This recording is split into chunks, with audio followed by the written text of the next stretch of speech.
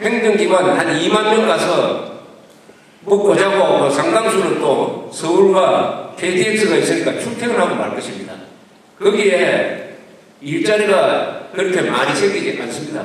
지금 포항이 1인당 국민소득이 3만 달러 넘지 않습니까? 울산은 1인당 국민소득이 4만 달러, 거제 1인당 국민소득 4만 5천 달러, 광양, 여수, 서산, 창원 이런 데가 제일 잘 삽니다.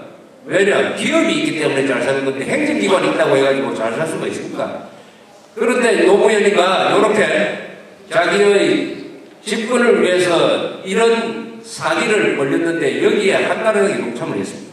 그걸 바꾸려고 하니까 당시에 박근혜 대표가 요새 한다는 이야기가 원한 대로 해야 된다. 그리고 플러스 알파까지 해줘야 된다. 이렇게 이야기하거든요. 박근혜 씨가 책임있는 정치인 같으면 이렇게 이야기했어야죠. 과거에 그렇게 통과시켰는데 요새 국민들이 걱정하는 분들이 많고 정부에서 다른 의견을 가지고 있으니까 수도를 분할하는 것이니까 이것은 충청도 사람의 문제가 아니고 전 국민의 문제다. 그러니까 이것은 국민투표에 묻혀서 결정해야 된다. 이렇게 말해야 되는 거 맞나요? 국민투표에 묻혀야 된다. 저는 이명박 대통령한테 욕을 하고 싶어요. 이거 세종시 가지고 무슨 여러 가지 잔꾀 부리지 말고 둘러가지 말고 딱 국민투표에 걸어야 됩니다. 당연히 걸어야 돼요. 국민투표에 걸지 않았기 때문에 이런 사태까지 왔습니다. 도청을 옮기는 것도 그 도민들의 투표에 붙이고 시도 통합하는 것도 주민투표를 한다면서 수도를 반을 쪼개서 충청도 내륙지방으로 옮기는 걸 가지고 국민투표에 붙이지 않는다면 그 안 붙이는 행동 자체가 위헌이 될 가능성이 있습니다. 이 세종시 문제는 전 정권들이 막아놓은 여러 가지 대목 중에 극히 일부입니다. 극히 일부예요.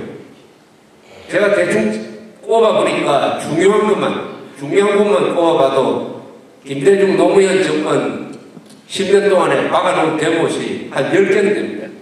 김대중 때 막아놓은 가장 치명적인 이것은 대한민국의 심장에 때려박은 대못이 뭐냐?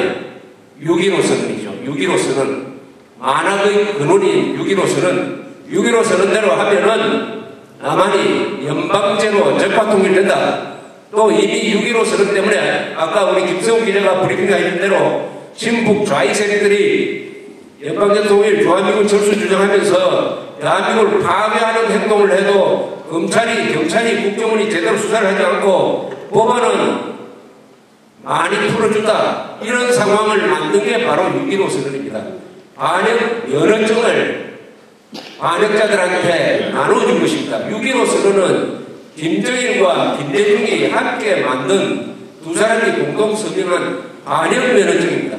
반역 면허증은 뭐냐? 이것만 가지고 있으면은 조한미군 철수, 국가보안법 폐지 등등 대한민국을 파괴하는 주장 활동을 해도 감옥에 가지 않는다. 그래서 반역 면허증입니다.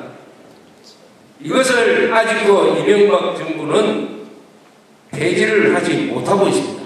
이것을 폐지하지 않는 한 대한민국은 김정일과 김대중이가 함께 판 그 함정에 빠진 다리를 뽑을 수가 없어요. 이것이 폐기되지 않는 한 대북정책도 바로 쓸 수가 없고 이것이 폐기되지 않는 한 친북 좌익세력들을 우리가 응징할 수가 없습니다. 이것이 모든 대목 중에서 제일 깊게 치명적인 데 박혀 있습니다. 그런데 이 6.15 선언은 어떻게 만들어졌느냐? 간단하게 설명을 하면은 김대중 전 대통령이 노벨 평화상에 욕심을 가졌는지 모르지만은 현대그룹을 앞세워가지고 5억 달러를 그것도 국정원을 시켜가지고 해외에 있는 김정일의 비자금 계좌로 보냈습니다. 그래서 평양에서 만났을 때는 김정일이가 김대중 씨의 약점을 딱 잡았어요. 그래서 내놓은 문서가 6.15 선언인데 그 중에서 제일 말도 안 되는 게 6.15 선언 제2항 남측의 연합제와 북측의 연방제를 혼합하는 방식으로 통일하자 하는데 합의를 하고 말았습니다. 북한의 연방제는 남한을 적화시키겠다는 통일 아니고 우리의 연합제는 자유통일로 가는 건데 이것이 무슨 공통점이 있습니까? 공통점이 없는 걸 공통점이 있다고 해가지고 도장 찍어부어서 반영 면허증이 있다고 말하는 것입니다. 따라서 6.15 폐기는 대한민국이 살아가기 위해서 반드시 해야 될 우리의 자위적 수단인 것입니다. 두 번째는 정교조를 합법화시켰습니다. 김대중 씨가.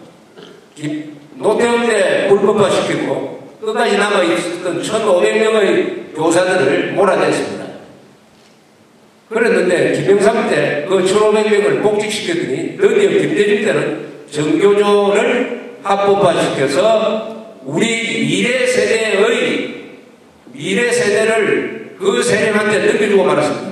그래서 학원에서 지금도 7만 명의 교사들이 대한민국을 저주하고 김정일의 나쁜 짓은 가르치지 않고 김정일가 나쁜 짓 한 하르기 폭파 사건, 아웅산 폭파 사건 이런 건 제대로 가르치지 않고 대한민국의 영광인 경제발전이나 서울올림픽은 비비 꼬아가지고 부정적으로 가르침으로써 우리의 미래 세대가 대한민국에 대해서 자랑하는 마음이 아니라 오히려 저주하는 마음, 미국에 대해서 감사하는 마음이 아니라 미워하는 마음, 김정일에 대해서는 증오하는 마음을 가르쳐야 될 텐데 아무 생각이 없는 그런 이상한 인간형으로 키우고 있는 것입니다. 이게 김대중이 갖다는 정교조입니다. 정교조.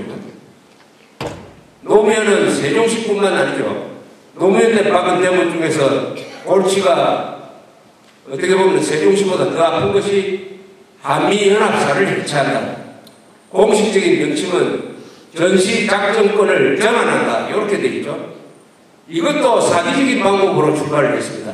좌익들은 항상 국민들을 속여가면서 정책을 펴는데 이것도 제일 처음에 노무현이가 뭐라고 주장을 했습니까? 전시작전권 환수한다. 환수란 말은 뭡니까? 남이 가지고 있는 것을 도로 가지고 오는 것을 환수라고 그러는데 그 말부터가 거짓말입니다. 전시작전권은 한미연합사를 통해서 실천이 되고 집행이 되는데 최종적인 작전 통제권은 누가 가지고 있느냐 하면은 대한민국 대통령과 미국 대통령이 같이 가지고 있어요. 공유를 하고 있습니다. 50대 50으로. 다만 한미연합사 사령관은 미군 사령관으로 한다. 그러나 부사령관은 한국 사람이다. 지상군 사령관은 한국 사람이다. 이런 식으로 잘 결합되어 있는 그야말로 세계에서 가장 모범적인 연합군 체제인 것입니다. 그런데 대한민국 대통령은 전쟁이라도 자기 군대에 대한 지휘권이 없다라고 이런 식으로 부진박지한 거짓 선동을 하면서 노무현이가 전시작전권을 환수를 해야 자주적인 나라가 된다라고 거짓말을 하기 시작했습니다. 그러나 국방장관이 말을 듣지 않았어요.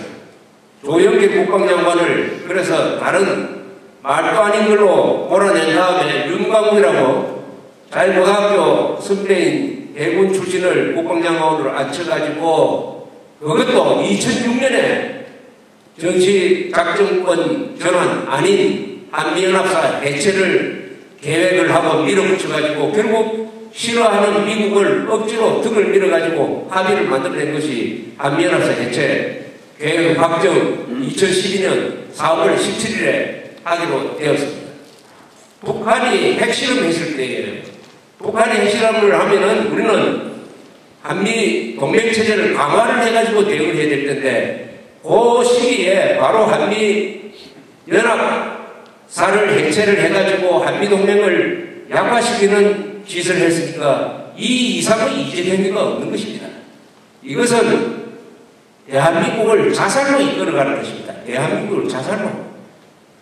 그런데 이명박 대통령은 이 문제에 대해서 아직도 방향을 정하지 않아가지고 이대로 가면은 2012년에 해체가 되게 되어 있습니다. 해체가 되면은 어떻게 되느냐? 한미동맹이 해체되는 것은 아니지만은 북한의 군사적 위협에 대해서 우리가 적절하게 대응할 수 있는 기구가 사라지게 되고 북한이 남침했을 때 미국이